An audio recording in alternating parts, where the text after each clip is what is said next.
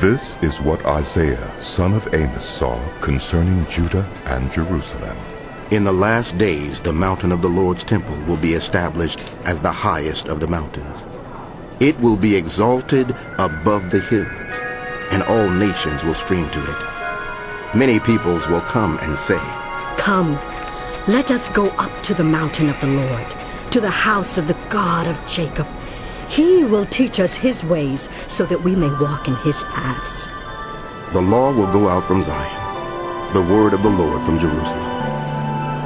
He will judge between the nations and will settle disputes for many peoples. They will beat their swords into plowshares and their spears into pruning hooks. Nation will not take up sword against nation, nor will they train for war anymore. Come, house of Jacob, let us walk in the light of the Lord.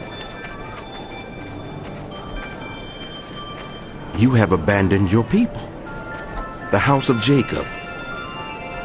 They are full of superstitions from the east. They practice divination like the Philistines and clasp hands with pagans. Their land is full of silver and gold. There is no end to their treasures.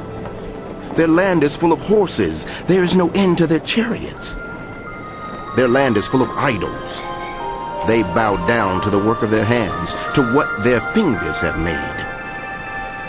So people will be brought low and everyone humbled. Do not forgive them. Go into the rocks. Hide in the ground from the fearful presence of the Lord and the splendor of his majesty.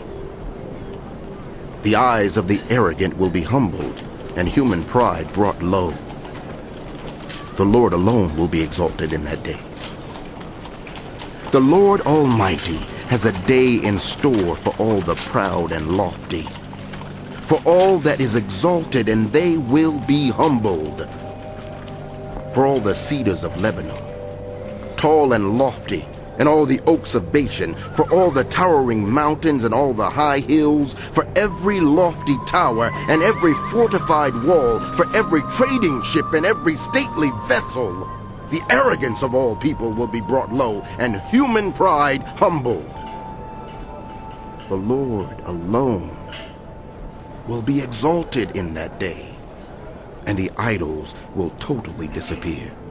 People will flee to caves in the rocks and to holes in the ground from the fearful presence of the Lord and the splendor of his majesty when he rises to shake the earth.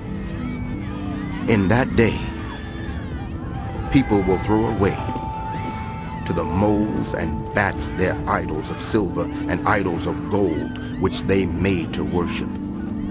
They will flee to caverns in the rocks and to the overhanging crags from the fearful presence of the Lord and the splendor of his majesty when he rises to shake the earth. Stop trusting in human beings who have but a breath in their nostrils. Why hold them in esteem?